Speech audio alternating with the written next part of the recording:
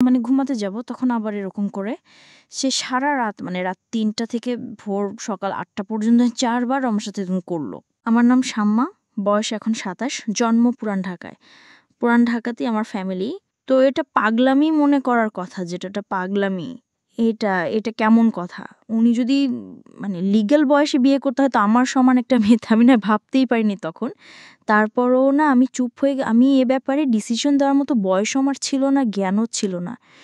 তো হুট করে আমার মামা-মামী আমাকে জিজ্ঞেস করার প্রয়োজন বোধ করেনি বা জানানোর প্রয়োজন কী কারণে জানি না। তবে ওনারা ডিসিশন নিয়ে বলল যে আমার আব্বু-আম্মুকে জানালো, আমার মেজো খালা যে, মানে আমার আম্মুর ইমিডিয়েট বড় যে, ওনাকে আমার আব্বু আমার কাছে পাঠায়। আর আমার আব্বু-আম্মু তখন থাকে হচ্ছে তারই আমার এক ফুপির বাসায়। ভাড়া বাসা মানে ভাড়া নিয়ে থাকে আরকি। তো ফুপির বাসায় থাকে, ফুপির নিজের বাসায়। তো ওখানে থাকে। তো আব্বুর কাছে পাঠায়, তখন আমিও যাই ওই বাসায়। তো আমি তো আর জানি না এ কথা বলতে আসবে। আমি আমার ভাইয়ার সাথে বসে, বসে গল্প করতে থাকি। ভাইয়া ছিল, ফুফাতো বোন ছিল। আমরা একসাথে গল্প করতে থাকি। তো হঠাৎ করে শুনি যে মানে আমার খালা খুব জোরে সরে বলতেছে যে, মানে চিল্লাচিল্লি করে বলতেছে যে, "যদি এই বিয়ে না হয় তাহলে আমাদের সাথে তোদের কোনো এই বিয়ে হতেই হবে।" কেন হতে হবে? আমার আব্বু বলছে, "কেন হতে হবে? আমার মেয়ে তো অনেক ছোট। ও তো ওই সংসারের ভার নিতে পারবে না। বলে ওগুলো না আমরা দেখবো, ওরা আমরা বাচ্চার মতো পালবো।" মানে উনি বলতেছে আমি দায়ভার নিলাম, আমি সবকিছু নিলাম। এইভাবে বলছে, "আমি সবকিছু দেখবো। এগুলো নিয়ে কোনো টেনশনের কিছু নেই। নিজেদের মানুষ, এর চেয়ে ভালো কোনো অফার কোনোদিন পাবা না।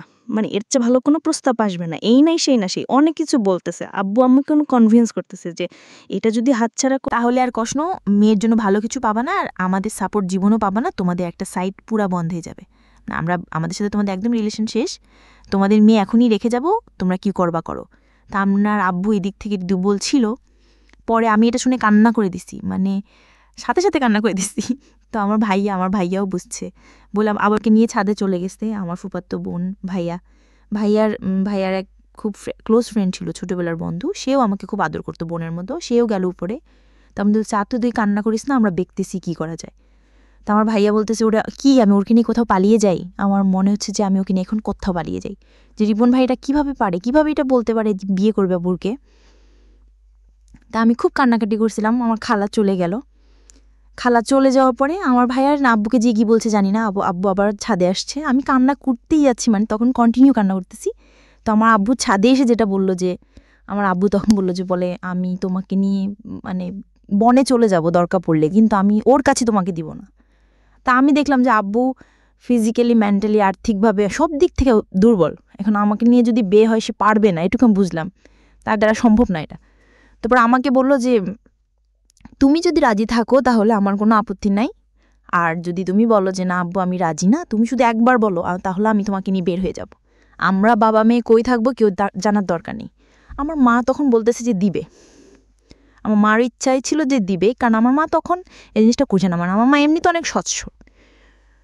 কলেজে পড়ো, আমার অনেক ফ্রেন্ড সার্কেল থাকবে, আমার ভালো একটা রিলেশন থাকবে বা বিয়ে হবে, এরকম সবারই একটা ইয়ে থাকে। কিন্তু ওই বয়সটাতে আমার ওইটুকু যাওয়ারও মানে ওই চিন্তাতে আমি যাইনি তখনও, যে আমি একটা রিলেশন করব আর ওই জায়গায় বিয়ে। তো আমি আমার আব্বুকে মনে প্রাণে বিশ্বাস করতাম। তো আব্বুর উপর ছেড়ে দিলাম। আব্বুকে আর ভাইয়াকে বললাম, যে দুজনই সামনে ছিল, আমাকে বারবার জিজ্ঞেস করতেছে, তুমি যদি ইয়েস বলো ইয়েস, তুমি যদি না বলো তাহলে আমি তোমাকে নিয়ে বেড়ে যাবো। ভাইয়াও বলতেছে, বলে আমিও আপনার সাথে। তো আমি দেখতেছি আপু এমনিতেই ১ থেকে ১.৫ বছর বা ২ বছর ধরে এরকম সারভাইভ করতেছে। মানে নিজে যুদ্ধ করে পারতেছে না। কাজকর্ম সবকিছু বন্ধ হয়ে গেছে, মানে বিজনেস-টিজনেস সব গুটিয়ে ফেলছে। তারপর উনি যে এখন নিজে চলবে, ওইটাই চলতে পারতেছে না। মানে খুব কষ্ট হচ্ছে। আমাকে তাই আমার মতো মানে আমাকে যেখানে উনি একটা রাত ২৪ ঘন্টা একবার হলেও আমাকে দেখতে হইতো, ওই জায়গায় আমার বাসায় ফেলে রাখছে, প্রতিদিন হেঁটে যেত, দেখে আসতো, একবার হলেও দেখে আসতো। মানে কোন কষ্টগুলো করছে ওই দিক থেকে চিন্তা করে দেখলাম যে না, আমার আসলে ওনাকে প্রেশার দেওয়া উচিত না, ওনার উপর ছেড়ে দিই। তখন আর কি এটাই মাথায় কাজ করছে, যাব আপনি যেটা বলবেনই সেটাই। পরে তার এক সপ্তাহের মধ্যে ১৪ এপ্রিল পহেলা বৈশাখ আর ২৩ তারিখে আমার এঙ্গেজমেন্ট হয়। ওই একদম খুব তাড়াহুড়া করে যে এঙ্গেজমেন্ট হতে হবে, বিয়ে হতে হবে খুব শীঘ্রই। তো ওইভাবে এঙ্গেজমেন্ট হয়। মানে এঙ্গেজমেন্টের পরেও আমি একদম স্টপ, আমার মাথায় কিচ্ছুই, তখন আমি পুরোপুরি ব্ল্যাঙ্ক। মানে আমি যে নিজে থেকে কিছু বলবো, কিছু করবো, আমার ভিতরে ওগুলা কাজ করছিল না। স্কুলে যাইতাম, অনেক সময় যাই না, এরকম আর কি, যেতে ইচ্ছা করলেও যাই না, ইচ্ছা করলে যাই না, এরকম হয়ে গেলাম। এঙ্গেজমেন্টের 3 মাস পরেই বিয়ে হওয়ার কথা ছিল। তো ঘুরতে ঘুরতে 4 থেকে 5 মাস হলো। তো 2004-এ 4 থেকে 5 মাসের মধ্যে সে আমার সাথে অনেকবার দেখা করতে চাইছে, কেউই দেখা করতে দেয়নি, কারণ আমার ফ্যামিলি খুব রেস্ট্রিক্টেড ছিল এসব ব্যাপারে। তো সে কেউ দেখা করতে দেয়নি, আমিও ভয় পেতাম। তো আমি খুবই ভয় পেতাম, ওনাকে অনেক ভয় পাইতাম। সোজা কথা, আমি ওনাকেও খুব ভয় পাইতাম। তো এর মাঝখানে এক ভাবি, আমার নানু বাড়িতে ছিলাম, তো মানে মামার বাড়ি, আমার মামার নিজের বিল্ডিং হচ্ছে একটা, আর নানু বাড়ি পুরনোটা, যেটা পুরনো বাড়ি, ওইখানে তোমার সব জয়েন্ট ফ্যামিলি, মানে আমার অন্যান্য মামার এবং মামাতো ভাইয়ের বউরা সব একসাথে থাকে। তো আমার এক মামাতো ভাইয়ের বউ তাকে খুব রিকোয়েস্ট করছে যে ভাবি আপনি ওকে একটু ডেকে দেন, কথা বলবো। তো আমার মামাতো ভাইয়ের বউ মনে করছে যে সে তো, তাদের তো বিয়ে হচ্ছে, তো সমস্যা কি, ডেকে দিই। তা আমাকে আর বলে নেই। প্রথমে একবার আমাকে বলছিল যে দেখা করে দিবে, তখন আমি বলছি না, আমি যাব না, আমি দেখা করব না, আর খুব ভয় লাগতো। তখন আমার বিয়ের মনে হয় 1.5-2 মাস আগের কথা এটা। তো আমার মামাতো ভাইয়ের বউ আমাকে ডাকছে যে আর কিছু একটা বলে, মানে জামা বানানো বা সামহাও এরকম কিছু একটা, অনেক বছর আগে। তো ভুলেও গেছে যে কি একটা কারণে আমাকে ডাকছি সে। আমি গেলাম, একদম মনের অজান্তেই গেলাম, গিয়ে পরে রুমে গেছি, পরে দেখি মানে রিপন বসে আছে দেখে না আমার একদম খুব একটা আঘাত লাগলো যে ভাবি আমাকে এইভাবে নিয়ে আসলো। আর ভাবি তো মজা করি, মানে ওনারও দোষ না, উনি ভাবতেছে যে নতুন বিয়ে হবে, ওদেরকে একসাথে করিয়ে এই সেই। তো উনি বললো কি, আচ্ছা তোরা 10, আমি চা নিয়ে আসি, এরকম বলে উঠে গেলাম না। আমার আরও ভয় লাগে গেছে। আর তখন আমি গিয়ে দেখতে পারলাম যে ওই লোকটার আচরণ খুবই খারাপ। মানে আমার কাছে তখন মনে হয়েছে যে হুট করে ভাবি যখন গেল, সে সাথে সাথে আমার পাশে এসে বসছে এবং আমাকে মানে খুব মানে নোংরাভাবে টাচ করতেছে। তখন আমার বয়স খুব ছোট, তো স্বাভাবিক না, এটা আমার কাছে ভালো না লাগারই কথা, কারণ আমি তাকে বড় ভাই জানি। এক্স্যাক্টলি, মানে কয়েকদিন আগেও তো সালাম কালাম দিয়ে দূরে থেকে বড় ভাইয়া বলতাম সবাই, মানে তাকে বড় ভাইয়া ভাইয়ার বিয়া বলে গেলেই তো ভাই, ওই থেকে। আর সেই লোকটা এসে আমাকে মানে খুব অপ্রীতিকর ভাবে জড়িয়ে ধরতেছে, তারপর জোরাজুরি করতেছে, মানে খুব ঘৃণা লেগে গেল। আমি খুব জোরাজুরি করে আমি এখন চিল্লাচিল্লি করবো, মানে তখন আমার খুব খারাপ লাগতেছিল। তখন বললাম আমি চিল্লাচিল্লি করবো বলে আমি একটু জোরে বলছি, পরে উনি আমাকে ছেড়ে দিছে। আমি এমন দৌড় দিয়েছি একবারে সরাসরি মানে মামার বাসায় চলে গেছে, আর আসিনি। আর ওখানে গিয়ে অনেক কান্নাকাটি করছে, এখন তো নাও করা যাবে না। আর এই লোকটা এরকম কেন, এই লোকটা তো তাহলে বিয়ের পর, মানে আমার একটা ভয় ঢুকে গেছে যে এই লোকটা তো তাহলে আমাকে না জানি কি করবে, এরকম একটা ভয় ঢুকে গেছে।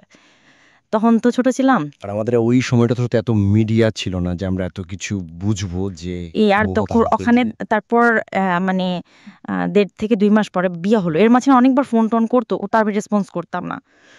তো বিয়ে যেদিন হলো, বিয়ের রাতের কথাটা কি বলবো, নিশ্চয়ই আপনার যদি মনে হয় যে বিষয়টা সামাজিকতার জায়গাটা থেকে খুব সেনসিটিভ একটা মেয়ের মানসিকতা, এটা আসলে এটা আমার বলার মতো শক্তিও নাই। সত্যি কথা বলতে আমি এটাই আমার লাইফে সবচেয়ে বড় ট্র্যাজেডি। অ্যাফেয়ার করবো কিভাবে, আমার মন তো তখনই ভেঙে দিছে। আমার ভিতরে একটা ভয় কাজ করে। কি হয়েছিল আমি জানি, আপনি খুব সুন্দর করে বলছেন। আমি খুব সহজ সরল, ভাবের দোকানে যাচ্ছে, আসতেছে, খাচ্ছে, ঘুমাচ্ছে। আমার সাথে যেদিন বিয়ে হলো সেদিন খুব বৃষ্টি। তো আমার তো যে ওই একদিনে আমার ভাবির রুমে, ওই দিনই আমি তার রূপ দেখে ফেলছি। তো তখন থেকেই আমার তাকে দেখলে মানে গা শিউরে উঠতো, যে মনে হতো যে ভয়ঙ্কর একটা কিছু করবে, মানে মনে হতো। তখন আমি বুঝতাম না, সেক্সুয়াল লাইফটা বুঝতাম না, সেক্স কী জিনিস। কিন্তু তখন একটা মানে ভয় ঢুকে গেছে, খুব চাপায় একটা, এটা সম্পর্কে কোনো আইডিয়াই ছিল না, শুধু জানতাম যে কিছু একটা হয়। কিন্তু কি হয় এই বেশ সেটা আপনি জানতেন না? না, আপনাকে বিয়ের রাতে বা আগে পরেও কেউ কখনো কিছু বলেনি? না, আমার বিয়ের আগে আমার এক ভাবি ছিল, মানে যে ভাবির বাসায় গেছে সে ভাবি না, আর একটা ভাবি ছিল, ওনার এই বড় যা আর কি। তো ওই ভাবি আমাকে জাস্ট কানাকানি বলছে যে আজকে কিন্তু যাই হোক একদম চুপ থাকবি। শুধু এটাই বলেছে, গুণতনে চিল্লাচিল্লি করবি না, চুপচাপ থাকবি, মানে জাস্ট হাসি মুখে এরকম করে বলছে। কিন্তু আমার কাছে একটু ভয় পায় লাগছে তখন, যে এই লোকটা তো ওই সময় যদি এরকম মানে খাপ করে জড়া ধরতে পারে, এ লোক কী করতে পারে, ওটা কী হতে পারে, মানে এই টাইপের একটা ভয়ে কাজ করছে তখন। এই যেগুলো বুঝতাম না, মানে ফিজিক্যাল রিলেশন এগুলি, এই সম্পর্কে কিছুই জানতাম না। জানতাম যে কিছু একটা হয়, হাজব্যান্ড ওয়াইফে কিছু হয়, কিন্তু কি হয় বিশেষ করে ছেলের দায়িত্ব, কারণ যেহেতু সে সিনিয়র, যদি বুঝতে না চেষ্টা করে তাহলে এটা কতটা অমানবিক এবং কতটা পাশবিক, কতটা ভয়ঙ্কর হতে পারে মেয়েটার জায়গাটা থেকে, এটা একটু চিন্তা করবেন। সো বিশেষ করে যারা রাথু বিষয়টাকে মাথায় রাখছেন তাদেরকে আমি বলবো প্লিজ থিঙ্ক লাইক দিস। হ্যাঁ, এখানে একটু মানবিক হওয়া প্রয়োজন। এখানে যদি আমরা শুধু এন্টারটেনমেন্ট হিসেবে বিষয়টাকে নিই তাহলে আমি আসলে যে কারণে এই বিষয় নিয়ে আমি নিতে যাচ্ছি সেই মেসেজটা ক্লিয়ার হবে না। Okay, so please feel the story actually. তারপর বিয়ের দিন, যেটা আর কি রাতের বেলা, আমার কাছে খুবই মানে ওই কথাগুলার বলতে আমি বলতে পারবো না, ঠিক আছে, বলার দরকার যে নেই। এটা আমার ফার্স্ট নাইট ছিল। আর আমি ওগুলো মানে ওই ফিজিক্যাল ব্যাপারগুলো আমি বুঝতাম না ওই সময়টাতে, বোঝার কথাও না, বুঝতামও না, একদমই বুঝতাম না যে এই হয়। তো যখন উনি শুরু করলো, শুরু থেকে শেষ পর্যন্ত মানে খুব অল্প সময়ের মধ্যে খুব অমানবিকভাবে মানে এটা এখন বর্তমানে যদি আমি কল্পনা করতে যাই তাহলে এটা একমাত্র পারে আর আচ্ছা, রেপিস্টরাই পারবে। এটা রেপ ছাড়া কিছুই ছিল না, এখন বলছি, ও সময় বুঝতাম না। আর ওই সময়ে আমি ও যাচ্ছে, আমার এরকম মনে হচ্ছে যে আমার শরীর থেকে সব ব্লাড বের হয়ে যাচ্ছে। আমি মানে গরু কাটলে যেরকম ইয়ে করে না, আমি ওরকম কাঁপতেছি, কিন্তু সে তার কাজ করলো। আমি খুব অবাক হচ্ছি যে আমি উঠে বসতে পারতেছিলাম না, সে আমাকে টান দিয়ে উঠে বসাইছে, বলছে যে ওয়াশরুমে যাও। আমি ওয়াশরুমে কীভাবে গেছি আমি জানি না, আমি খুব ধরে খুব কষ্টে কাঁপতে ওয়াশরুমে গেলাম, ফ্রেশ হয়ে আসলাম। আসার পর আমি খুব কষ্টে যে আমি যখন বিছানায় মানে ঘুমাতে যাব তখন আবার মাই গুডনেস, এরকম করে সে সারা রাতে মানে রাত 3টা থেকে সকাল 8টা পর্যন্ত 4বার আমার হাতে এরকম করলো। আমি আর সকালে উঠতে পারি না, মানে আমি উঠেই বসতে পারি না। তারপর 2-3 দিন কী হয়েছে আমার মাথায় নেই, মানে আমি এখন আর এটা বলতে পারবো না, কারণ আমি পুরো সেন্সলেস ছিলাম। আর উনারে দেখলে আমি ভয় লাগতো, সে যতবার আসতেছে সব। আপনি সেন্সলেস অবস্থায় ছিলেন? আমি আমি সেন্স ছিল, কিন্তু আমি এখন গল্পটা বলতে পারবো না যে এই 2-3 দিনে কি হয়েছে। আচ্ছা, এই 2-3 দিন আমার বউবাদ হয়েছে, আমাকে পার্লারে নিয়ে যাইছে, কিন্তু আমি তথ্য। আর তখন আমার মানে শারীরিক কন্ডিশন খুব খারাপ, কিন্তু সবাই বুঝতেছিল, কিন্তু কেউ বুঝতে দিচ্ছিল না আমাকে। মানে এভরিবডি ইজ অ্যাভয়েডিং দিস, মানে সবাই জিনিসটাকে অ্যাভয়েড করছে, কারণ আবার পার্টিটাকে এনজয় এটা করছে। শুধু আপনার ফ্যামিলি সমস্যা না, এটা আমাদের পুরো সমাজেরই সমস্যা। এটা সময়টা অ্যাভয়েড করে। এবং আমার মনে আছে I face huge difficulty for first time যখন আমি রেডিওতে এই ধরনের, আমি বলতেছি না আজকেই না, প্রথম। আমি এর আগে অনেকগুলো শুতে খুব চ্যালেঞ্জ জায়গা থেকে আমি প্রচার করার চেষ্টা করেছিলাম, এবং আই ফেস, এগুলো হয়তো আমার লিসনার কখনোই জানে না, আই ফেস হিউজ ডিফিকাল্টিস। যখন আমার প্রথম বইটা পাবলিশড হয় সেটা আমার কিন্তু একটা বড় ধরনের ডিফিকাল্টি ফেস করতে হচ্ছে। অদ্ভুত বিষয় হচ্ছে আমাদের সমাজে এই বিষয়গুলোকে আমরা অ্যাভয়েড করি, আমরা ঢেকে রাখতে চাই, আমরা মনে করি এটা একটা ট্যাবু, এটা সমাজে 8-10 জন মানুষের সামনে এটা নিয়ে আলোচনা করা যায় না। একটু চিন্তা করে দেখবেন, আলোচনা করা যায় না এটা কোন অর্থে? যদি বিষয়টা নিয়ে সুরসুরি দেওয়া হয়, যদি বিষয়টা নিয়ে এমনভাবে বলা হয় যে এটা এমনভাবে প্রেজেন্ট করা উচিত যেটা সেটা রগরগা বিষয়, এবং সেটা শুনে আরও কারোর মধ্যে এই ধরনের পাশবিক বা সে আসলে এন্টারটেনমেন্টের জায়গা থেকে নিয়ে এটাকে মজা হিসেবে নিলে বিষয়টা, তখনই একটা প্রশ্ন আসে। কিন্তু যদি বিষয়টা লেসেনের জায়গা থেকে আসে, একটা সামাজিক শিক্ষার জায়গা থেকে আসে, যে একটা পুরুষ সে 37 বছর বয়সে, আমিও হতে পারি, আপনিও হতে পারি, বা যেই ছেলেটা ওনার জীবনে এসেছে সেটা হয়েছেই, যে তারা যেন কখনো এরকম অমানবিক না হয়। এবং নট অনলি দিস, একটা মেয়ে যখন 13 বছরে থাকে তাকে পরিবারে এত বড় সাপোর্টের জায়গা থেকে বাবা এত ভালোবাসতো, তার জায়গাটা থেকেও কোনো একটা সাময়িক সমস্যা সমাধান করবার জন্য বা যাই হোক না কেন শেষ পর্যন্ত যে রাজি হয়েছে, এরকম এক ধরনের জবাই করা, আমি বলবো যে একটা মেয়েকে শুধু শারীরিকভাবে হয়তো সে যেই প্রবলেমটা ফেস করেছে ওই রাতে, সেটা হয়তো সে ধীরে ধীরে রিকভার করবে, কিন্তু সারা জীবনের জন্য সে যে মেন্টালি ওই জিনিসটাকে ভয়ানক রকমভাবে একটা বাজে জায়গায় বাজেভাবে চিন্তা করে শুরু করলো মানুষের জৈবিক চাহিদার জায়গাটাতে, এটাতে একটা মানুষের থিঙ্কিংটাকে জবাই করে দেয়, তাই না? এবং এইটা কত ভয়ানক রকমের অপরাধ, কত ভয়ানক রকমের ভুল। এবং আমাদের এই জায়গাটাতে আমাদের অনেক বেশি পরিমাণে বড় যারা আছে, সিনিয়র যারা আছে, তাদের বোঝা উচিত। প্রথম কথা হচ্ছে লিগালি যদি আমি তাহলে বিয়েটা বৈধ ছিল না, কারণ সরকার কিন্তু আমরা যতটি জানি যে 18-র নিচে বিয়ে দেওয়া পারমিট করে না। দ্বিতীয় কথা হচ্ছে যে মানসিকভাবে সে পরিপক্ক ছিল না, তৃতীয় কথা হচ্ছে যে যদিও বা বিয়েটা হলো তাহলে তাকে যে একটি প্রপার এডুকেশন দেয়া, যে এই বিষয়টা হচ্ছে এরকম প্রপারভাবে বড় করা, ভাবে নার্চার করা, সেটার মারাত্মক রকমের অভাব ছিল। ঘটনা এখানে শেষ হয়ে যায় নাই, ঘটনা কিন্তু এখানে শুরু হলো। কারণ বাংলাদেশে অনেক মেয়ের জীবনে এরকম দুর্ধর্ষ রাত আসে এবং এই রাতগুলো সারাটা জীবনের জন্যে তাকে বেদনার স্মৃতি, তাকে সারাটা জীবনের জন্য একটা ভয়ঙ্কর রকমের মোমেন্টের মধ্যে দিয়ে নিয়ে যায়।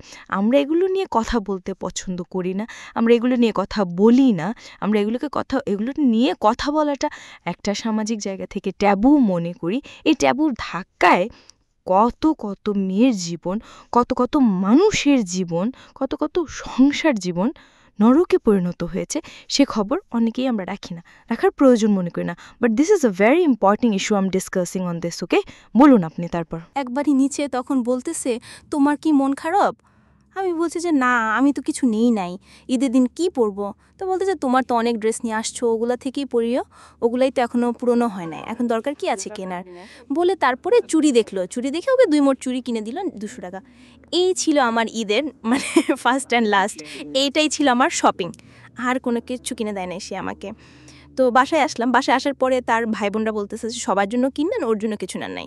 সে আমাকে মানে তার ফ্যামিলি থেকে আমাকে সেভ করবে কি, সে আমাকে বরঞ্চ বলতেছে যে ওরে কি কিনে দেবো, ওর বাসা থেকে আমার কি দিছে যে আমি ওরে কিনে দিব। তখন আমি বুঝলাম যে ও আচ্ছা, সে কিনে দেয় নাই, সে কিনে দেয় নাই। তো আমি আর বাসায় কিন্তু কিছু বলে নি বা বাসায় যায়ও নাই। এর মধ্যে বাসা থেকে আসলে সামর্থ্য কী ছিল, আপনার ফ্যামিলিকে মানে কিনে দেওয়া হয়েছিল কি যে ঈদের প্রথম দিন জামাইকে কিছু কিনে দেওয়া বা এরকম কোনো কিছু? হ্যাঁ, এটা করেছিল চাঁদ রাতে, একবারে লাস্টের দিকে আমাদের যে শপিংটা হয়েছে তার আগে। তো তার আগে তো সে এটা বলে ফেললো প্রায় 20,000 পরে এই ঘটনা আর কি। তো একবারে চাঁদ রাতের দিন আমার ভাই একটা পাঞ্জাবি গিফট করলো তাকে, আর সে আমাকে আর কিছুই দিল না। হ্যাঁ, সে ভাবতেছে যে আমি বুঝি বাসায় জানানোর পরে তখন এটা, হ্যাঁ, তখন গিয়ে আরও খেপে গেল, যাবি নাকি বাসায় জানাইছি, তোকে ছোটো করলাম এজন্য। কিন্তু আসলে মানে সত্যি বলতে যে আমি কিচ্ছু বলি নাই, আমার মুখ দিয়ে যখন কথাই আসতো না, আমি ম্যানেজ কি করব, আমার তো কিছুই মাথায় থাকতো না তখন আমি তো পুরো মেন্টালি একটা ইয়েতে ছিলাম। তো আমার এমনও মনে হয়েছিল যে তখন মানে মাসখানিক যে সে আমাকে ফিজিক্যাল টর্চারগুলো করতো, তখন আমার এমনও মনে হয়েছিল যে আমি এক কাজ করি, বের হয়ে কোথাও চলে যাই, মানে অজানার মধ্যে সোলের কোথাও চলে যাই। যদি আব্বুর এই অবস্থা না থাকতো হয়তো আমি করতাম এটা, সত্যি কথা বলতে। একমাত্র আব্বুর কথাটা যখন মনে আসছে, চোখে ভাসছে যে আমার আব্বুর তো মরে যাবে, তখন গিয়ে এটা করতে পারিনি, না তো ঠিকই আমি বের হয়ে যেতাম। তো ঈদ আসলো, ঈদের পরের দিন কক্সবাজারের উদ্দেশ্যে রওনা দিল। আর তার একটা অভ্যাস ছিল যে মানে সে যে কিছু দিলে বা করলে বা আমার জন্য যদি সে 2টা টাকাও কিনে দিত, তাই না? হ্যাঁ, একটা চিন্তা করতে না, প্রত্যেকটা মোমেন্ট একটা মানুষ একটা মেয়ের সাথে একটা ছেলের সঙ্গে বসবাস করছে একটা মেয়ে, এবং তাদের স্পেশাল মোমেন্টসগুলো তার জন্য ভীতির কারণ। সে হয়তোবা তখন এরকম মানে চিন্তা করছিল যে এই স্পেশাল মোমেন্টে যেন না আসে, ওর সঙ্গে স্পেশাল টাইমটাই যেন নামে রাত না হয়। বিষয়গুলো তো এরকমই ছিল, কারণ ওর জন্য কিন্তু অনেক ভয়ানক রকমের টর্চার। হ্যাঁ, তারপর আর আমার সাথে যারা ছিল মানে ফ্যামিলি তো 2টা গিয়েছি আমরা, মানে আমার হাজব্যান্ড আমাকে নিয়ে গেছে, আর হচ্ছে আমার চাচাতো বোনের। কীভাবে ভুলিয়ে ভালিয়ে, আমি তো তখন ফেলাও কি, আমার তো ফেলানো প্রশ্নে আসে না।